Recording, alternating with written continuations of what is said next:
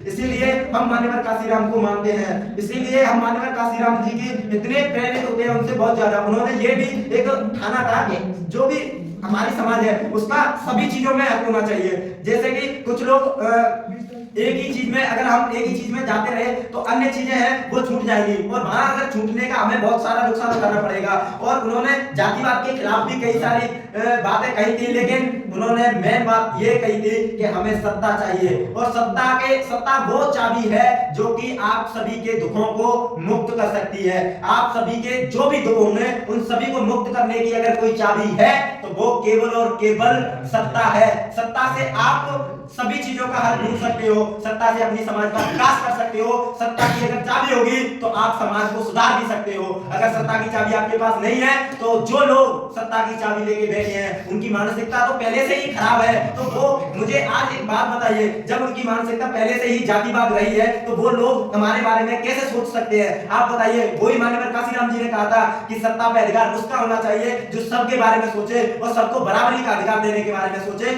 उसी का सत्ता पर अधिकार होना चाहिए। लेकिन ये वर्तमान सरकार में भी नहीं हो पा रहा है, और इसके लिए अन्य हमारे भाई जो कि बहुजन समाज से जुड़े हुए हैं वो संघर्ष भी कर रहे हैं, और हम चाहते हैं कि सभी संघर्ष करते रहे। लेकिन हमारी समाज अभी भी कई जगहों पर इतनी पिछड़ी हुई है कि जिससे कि कुछ कहा ही नहीं जा सकता उसके बारे में, क्योंकि हमारे लोग अभी तक बाबा साहब मान्यवर काशीराम, पेरियार, फूले, ललित सिंह यादव, इन लोगों को अभी तक नहीं जान पाए हैं। और मैं आज यहाँ पर एक बात और कहना चाहूंगा, चाहे तो कोई भी कुछ भी हम कर सकते हैं। बाबा साहब के संविधान ने इतनी ताकत दी है कि हम चाहे तो आज भी सरकार बना सकते हैं, लेकिन नहीं, ये हमारे लोगों में इस तरीके से फूट डाल दी है उन लोगों ने जो राजनीति की गद्दी पर बैठे हुए हैं, उन लोगों ने, कि ये लोग आपस में मिलकर के तभी तक दिल्ली की कुर्सी तक नहीं पहुंचे। इसीलिए उन्होंने सभी लोगों को, हमारे जो बहुजन मूवमेंट को अच्छी तरीके से आगे पहुंचा सकते हैं, उन सभी को अलग अलग पार्टियों, अलग अलग संगठनों में बांट रखा है। उनको इस तरीके से फंसा रखा है कि वो एक साथ आ ही नहीं सकते हैं। इसके लिए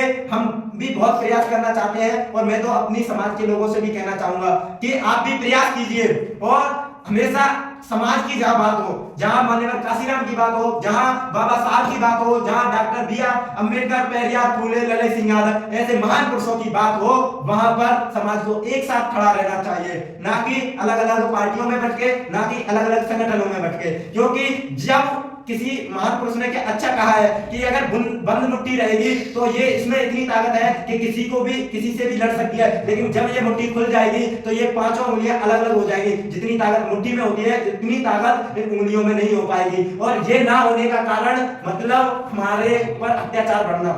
वो इसी चीज का उपयोग उठा रहे हैं, और वो यहाँ तक उपयोग उठा रहे हैं कि हमारे लोगों को वहां तक पहुंचने नहीं दे रहे हैं, और ना ही हमारे लोग शिक्षा के लिए इतना अच्छा काम कर रहे हैं। आज भी हमारे गांवों में जाकर के मैं देखता हूं तो मुझे बहुत दुख होता है उन चीजों को देख करके कि हमारे गांवों में लोग आज भी अपने विकास के लिए नहीं सोच रहे हैं, वो सिर्फ अपने एक टाइप की। मैं मानता हूं कि हमारी समाज आर्थिक रूप से मजबूत नहीं है, मैं इस चीज को मानता हूं, लेकिन फिर भी doctor B R Ambedkar ji ने कहा था कि एक रोटी कम खाना लेकिन अपने बच्चों को जरूर पढ़ाना। तो लेकिन आज भी हमारी समाज उन चीजों पे नहीं उतर पा रही है। आज भी मैं गांवों में देखता हूं बच्चे पढ़ नहीं रहे हैं ढंग से। वो ढंग से तो जब पढ़े, जब अच्छी व्यवस्था हो, शिक्षा नीति अच्छी हो। गांवों के स्कूल इतने खराब पड़े हुए हैं कि उनके बारे में अगर कुछ भी कहो तो प्रशासन फिर उल्टा लोगों पे छट जाता है। तो ना तो शिक्षा व्यवस्था, अब सरकारों ने भी शिक्षा व्यवस्था पर कोई ध्यान नहीं दे रही है, और उनका महज मकसद यही है कि इनकी शिक्षा व्यवस्था खराब हो और इनकी मानसिकता बस उतनी ही रह जाए जितनी हम चाहते हैं। जितना हम वोट चाहते हैं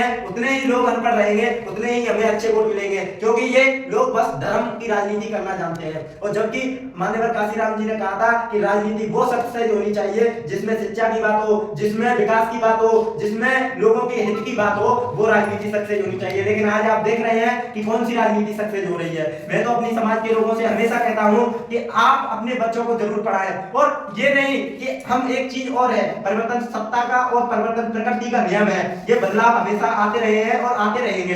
तो हमारे लोगों को अगर बदलाव ही देखना है तो बदलाव केवल और केवल शिक्षा से आएगा, और शिक्षा भी ग्रहण कराओ, लेकिन शिक्षा के बाद में ये शिक्षा का मेन मकसद ये नहीं होना चाहिए कि नहीं शिक्षा तो वही सक्सेस होगी जिसमें नौकरी होगी। ये हमारे लोगों की आज भी गलत सोच है। और कुछ लोगों को ये भी सोचते हैं लोग कि नहीं इसके पास मतलब लोगों के बारे में भ्रमित कहानियां फैलाते हैं कि ये लोग पढ़ने गए थे लेकिन ये देख इसने कुछ नहीं किया। तो इन कहानियों से हमारे लोगों पे इफेक्ट भी पड़ता है और बच्चों पे भी इफेक्ट पड़ता है। और जिसका मेन काम ये है कि शिक्षा हमारी बिगड़ती जा रही है और जितनी भी शिक्षा बिगड़ेगी समझ लेना उतना ही हमारा नुकसान होगा। अगर नुकसान को बचाना है, अगर हमें सच में अगर बाबा साहब माननीय काशीराम और पेरियार फूले ललित सिंह यादव जैसे महान पुरुषों का अगर सपना पूरा करना है तो आप शिक्षित बनो, संगठित रहो और संघर्ष करो। अगर ये तीनों चीज हमारी बहुजन समाज में आ गई तो मैं चैलेंज के साथ कह सकता हूं कोई भी मनुवादी और कोई भी जो घृणा करने वाला है, कोई भी जातिवादी सोच आपकी टक्कर नहीं ले सकती। ये मैं पहले भी कहता हूं और आज भी कह रहा हूं। आप शिक्षित बनो और संगठित रहो और संघर्ष करते रहो। हमेशा इन तीनों चीजों पर खरा करने का प्रयास करो।